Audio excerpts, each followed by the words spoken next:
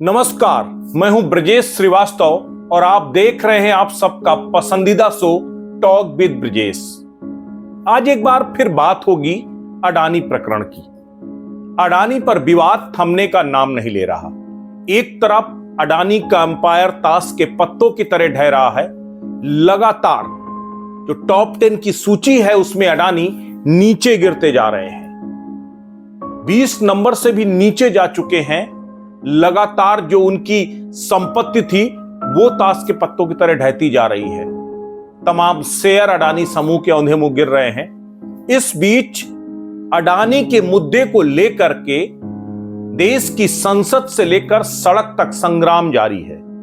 तमाम विपक्षी पार्टियों ने संसद की कार्रवाई को, दोनों सदनों को लगातार नहीं चलने दे रहे हैं।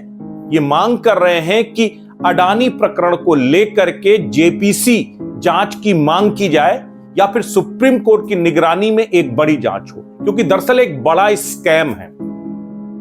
सीधे तौर पर कांग्रेस सहित जो पूरा विपक्ष है वो प्रधानमंत्री नरेंद्र मोदी और अडानी की भूमिका को लेकर जांच चाहता है। वो चाहता है कि किस तरीके से सरकार ने अडानी ग्रुप को जो प्रिविलेज दिए हैं उसकी बदौलत आज स्थिति ये आ गई है कि किस तरीके से देश का बेड़ा गर्क हो रहा है। लगातार लोगों की जीवन भर की जो कमाई जो अडानी के शेयरों में लगाया था वो पूरी तरीके से खत्म होती जा रही है। लाखों करोड़ रुपए लुट चुके हैं, बर्बाद हो चुके हैं। लोग औंधे मुंह लगातार जिन्होंने अपनी पूरी पूंजी लगा करके जो है इस विश्वास के साथ लगाया था कि जिसके साथ सरकार खड़ी है उसके साथ भला क्या हो सकता है। लेकिन आज हिंडनबर्ग के एक खुलासे के बाद अडानी का साम्राज्य ताश के पत्तों की तरह ढह गया। सरकार कटघरे में खड़ी हो गई। इस बीच आपको आज एक दिलचस्प खबर बता रहा हूं। सवाल यह है कि क्या अब लगातार घिरती जा रही बीजेपी की सरकार क्या अब अडानी से पीछा छुड़ाने में लग गई है?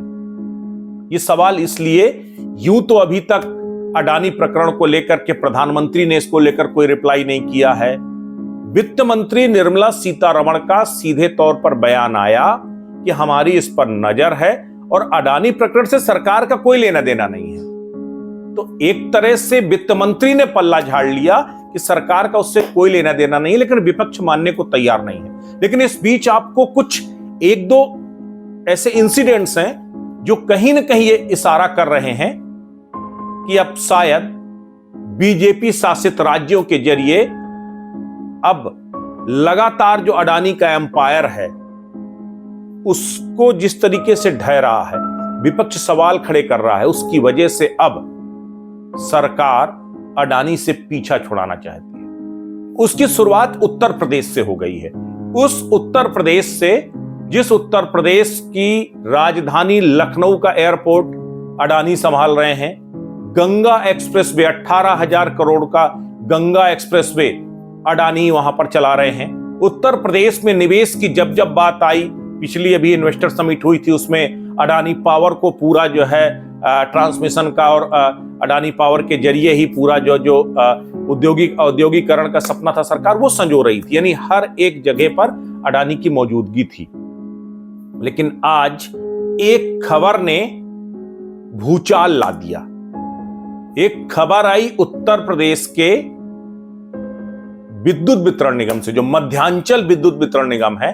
मध्यांचल लगभग 2 दर्जन से ज्यादा जिलों में जो सरकार की जो विद्युत इकाई है, डिस्कॉम की जो मध्यांचल विद्युत वितरण निगम है, वो लखनऊ यानी राजधानी और इसके साथ ही 2 दर्जन जिले और हैं जहां पर विद्युत व्यवस्था देखता है। मध्यांचल ने अडानी ग्रुप का एक बड़ा टेंडर निरस्त किया है। वो टेंडर है प्राइवेट जो ऑटोमेटिक मीटर थे उनकी सप्लाई का टेंडर था।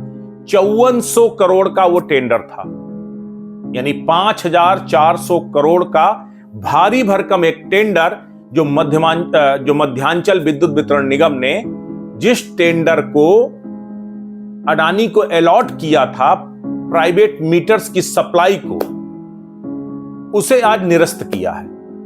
और सबसे दिलचस्प बात यह है कि उस टेंडर को निरस्त करने का कोई कारण नहीं दिया गया, सिर्फ एक कारण लिखा गया, अनअवॉइडेबल रीजन की वजह से इसे निरस्त किया जाता है।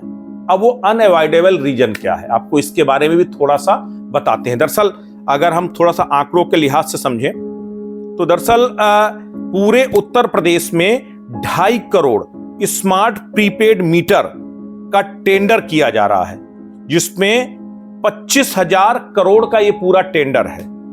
इस पूरे टेंडर में मध्यांचल विद्युत वितरण निगम है, यहां पर 5400 करोड़ का टेंडर था। यानी यहां पर 5400 करोड़ का टेंडर था। कुछ इसी तरह का दक्षिणांचल में था, इसी तरह से पश्चिमांचल में था, इसी तरीके से अलग अलग जो है विद्युत जो डिस्कॉम के अलग अलग यूनिट्स हैं वहां पर ये पूरे स्मार्ट प्रीपेड मीटर्स का टेंडर दिया गया था। अडानी ग्रुप को ये टेंडर सबसे बड़ी, एक आपको दिलचस्प बात बताता हूं, इसके जो मानक एजेंसी जो तय करती है कि जो केंद्रीय जो है एजेंसी है जो कीमतों को कंट्रोल करने का काम करती है, उसके मुताबिक इस जो स्मार्ट प्रीपेड मीटर था इसकी मैक्सिमम कॉस्ट 6,000 हो सकती है। लेकिन दिलचस्प बात यह है कि अडानी को जो टेंडर दिया गया था पहले, वो टेंडर 10,000 रुपया पर प्रीपेड मीटर पर दिया गया था। सबसे बड़ी बात यह कि इसमें से कुछ हिस्सा लगभग 400-500 रुपए के आसपास सरकार सब्सिडी देती है, जो मध्यांचल विद्युत वितरण निगम है या फिर अलग अलग डिस्कॉम की जो यूनिट्स हैं वो इस पर सब्सिडी देती हैं ग्राहक को। बावजूद इसके अगर सब्सिडी के बाद भी देखा जाए तो लगभग 9,500 रुपए का वो बोझ एक व्यक्ति के ऊपर आएगा, जबकि उसकी कॉस्ट ही निर्धारित 6,000 की गई थी। यानी कि एक तो ओवर कॉस्ट ये टेंडर दिया गया था। और अब जब ये पूरा अडानी ग्रुप के साथ जब उल्टी गिनती शुरू हो गई, विपक्ष लगातार दबाव देने लगा। अखिलेश यादव लगातार अडानी ग्रुप को लेकर के, बीजेपी को लेकर के, प्रधानमंत्री नरेंद्र मोदी को लेकर के भूमिका पर सवाल खड़े कर रहे हैं। मायावती ने भी ट्वीट करके जो है अडानी के इस पूरे प्रकरण को लेकर सरकार को घेरा। और उसके बाद अब मध्यांचल विद्युत वितरण निगम का वो टेंडर को निरस्त करना, पश्चिमांचल में भी वो टेंडर, माफ कीजिएगा, जो दक्षिणांचल है, दक्षिणांचल में भी वो टेंडर अडानी ग्रुप को ही गया है। लेकिन चूंकि सिर्फ अभी मध्यांचल का टेंडर निरस्त हुआ है, बहुत संभावना है कि 2-1 दिन में शायद दक्षिणांचल विद्युत वितरण निगम का भी टेंडर निरस्त कर दिया जाए। लेकिन सबसे बड़ी बात यह है कि आखिर ऐसी क्या वजह, कौन सा वो अनअवॉइडेबल रीजन है जिसकी वजह से अडानी ग्रुप का यह टेंडर निरस्त किया गया। इस खबर के सामने आने के बाद जो विद्युत विभाग है, महकमा है पूरा, वो कहीं ना कहीं इस समय हड़कंप मचा हुआ है। लगातार इस खबर को नकारने की कोशिश हो रही है। लेकिन ये एक पहलू है। अब आपको एक दूसरा पहलू बताते हैं। उत्तर प्रदेश में GIS 23 का आयोजन हो रहा है, यानी ग्लोबल इन्वेस्टर समिट। इस ग्लोबल इन्वेस्टर समिट में मुख्यमंत्री से लेकर पूरी सरकार दुनिया के तमाम मुल्कों से निवेश को आमंत्रित कर रही है, देश के अलग अलग कोनों से निवेश को आमंत्रित कर रही है। तमाम बड़े निवेशकों को, तमाम बड़े उद्यमियों को उत्तर प्रदेश में आमंत्रित किया जा रहा है और उत्तर प्रदेश में बड़ा बड़ा इन्वेस्टमेंट भी उत्तर प्रदेश में उद्यमी कर रहे हैं। इस बीच 10 फरवरी को इस इन्वेस्टर समिट का शुभारंभ होगा। शुभारंभ प्रधानमंत्री नरेंद्र मोदी के हाथों होगा। और आप सोचिए कि जब 20 लाख करोड़ का इन्वेस्टर समिट उत्तर प्रदेश कर रहा है, जहां देश और दुनिया के तमाम बड़े उद्यमी मौजूद होंगे, प्रधानमंत्री की मौजूदगी से पहले उस GIS के वेलकम स्पीच के तहत 4-5 बड़े उद्यमियों को मौका दिया जा रहा है। अब आपको उन उद्यमियों के नाम बताता हूं, फिर आपको पूरी कहानी समझाता हूं। देखिए, जो ग्लोबल इन्वेस्टर समिट का उद्घाटन सत्र होगा, उस उद्घाटन सत्र में अभी तक मिली जानकारी के मुताबिक 10 फरवरी को यह उद्घाटन सत्र होगा और इसमें 5 बड़े उद्योगपतियों को बोलने का मौका मिलेगा। इसमें सबसे पहली स्पीच होगी रिलायंस ग्रुप के चेयरमैन मुकेश अंबानी की। उसके बाद स्पीच होगी आदित्य बिरला ग्रुप के चेयरमैन कुमार मंगलम बिरला का। उसके बाद फिर स्पीच होगी टाटा सन्स के चेयरमैन इंद्र चंद्रशेखर की। उसके बाद डिक्सन टेक्नोलॉजी के चेयरमैन सुनील वधानी की। और आखिर में ज्यूरिख एयरपोर्ट एरिया के सीईओ डेनियल भी अपनी बात रखेंगे। यह था उद्योगपतियों की लिस्ट। उसके बाद रक्षा मंत्री राजनाथ सिंह, फिर मुख्यमंत्री अलग अलग, फिर आखिर में प्रधानमंत्री इसको संबोधित करेंगे। इस पूरी लिस्ट से गौतम अडानी का नाम गायब है। इस पूरी लिस्ट में अभी तक गौतम अडानी का नाम आया ही नहीं, या फिर रखा ही नहीं गया। यह अब सरप्राइजिंग नहीं है। पिछली बार जब इन्वेस्टर समिट हुई थी तब खुद गौतम अडानी उस इन्वेस्टर समिट में शामिल हुए थे। जब इन्वेस्टर समिट का पंडाल जो लगाया गया था उसमें सबसे पहले अडानी पावर आपको चमचमाता हुआ दिखाई दे रहा था। कैसे देश, दुनिया और हिंदुस्तान और खास करके उत्तर प्रदेश में जो पावर और डिस्ट्रीब्यूशन की कमान अडानी पावर के हाथ में होगी, ये सीधे तौर पर बड़ा बड़ा दिखाया जा रहा था। लेकिन उससे कई गुना बड़ी ये GIS 23 है। और इस GIS 23 में देश में अगर देश के बड़े उद्यमियों की बात हो रही है, मुकेश अंबानी यहां पर संबोधन देंगे, यहां पर बिरला ग्रुप संबोधन देगा, यहां टाटा ग्रुप संबोधन देगा, लेकिन वहां अडानी ग्रुप का संबोधन नहीं होगा। तो इसके क्या मायने हैं? इस मायने को समझने की कोशिश कीजिए। इसके दो वजह हैं। एक तो यह कि सरकार बैठे बिठाए विपक्ष को मुद्दा नहीं देना चाहती। एक तरफ संसद में सरकार चर्चा को तैयार नहीं है, और अगर इन्वेस्टर समिट में अडानी प्रधानमंत्री की मौजूदगी में वो स्पीच देते हैं, अभी तक ये तय नहीं है कि गौतम अडानी अब इस पूरे घटनाक्रम के बाद उस GIS में शामिल होंगे या नहीं शामिल होंगे। बल्कि खुद मुख्यमंत्री योगी आदित्यनाथ जब मुंबई गए थे, गुजरात गए थे, तमाम उद्यमियों से मुलाकात की थी, उसमें गौतम अडानी भी थे। अब ऐसे में साफ नहीं कि गौतम अडानी यहां आएंगे या नहीं आएंगे। लेकिन गौतम अडानी का नाम ना होना, जबकि अभी भी तमाम फेहरिस्त में नीचे जाने के बाद भी हिंदुस्तान में आज भी नंबर 2 की पोजीशन में गौतम अडानी हैं। ऐसे में नंबर 2 की पोजीशन के उद्योगपति को स्पीच के लिए आमंत्रित ना करना, स्पीच में शामिल ना होना, ये बड़े सवाल खड़े करता है। ये सवाल ये भी है कि क्या अब सरकार अडानी ग्रुप से पीछा छुड़ाना चाहती है? क्योंकि इसके पीछे के राजनीतिक वजह समझिए। लगातार अडानी के साथ प्रधानमंत्री नरेंद्र मोदी का नाम जोड़कर विपक्ष प्रधानमंत्री को कटघरे पर खड़ा कर रहा है। राहुल गांधी लगातार हमला कर रहे हैं, पूरी कांग्रेस ताबड़तोड़ हमले कर रही है, पूरा विपक्ष कहीं ना कहीं लामबंद हो गया है। आम आदमी पार्टी के संजय सिंह जबरदस्त हमला कर रहे हैं। ओवरऑल पूरा विपक्ष कहीं ना कहीं अडानी और प्रधानमंत्री नरेंद्र मोदी के इस पूरे गठजोड़ को लेकर सवाल खड़े कर रहा है। साफ तौर पर कह रहा है कि प्रधानमंत्री अपनी चुप्पी तोड़े, क्योंकि देश से भागने वाले हैं अडानी। पूरा अडानी का एम्पायर नष्ट हो रहा है, और कहीं ना कहीं सरकार ने और बीजेपी ने उसकी मदद की थी।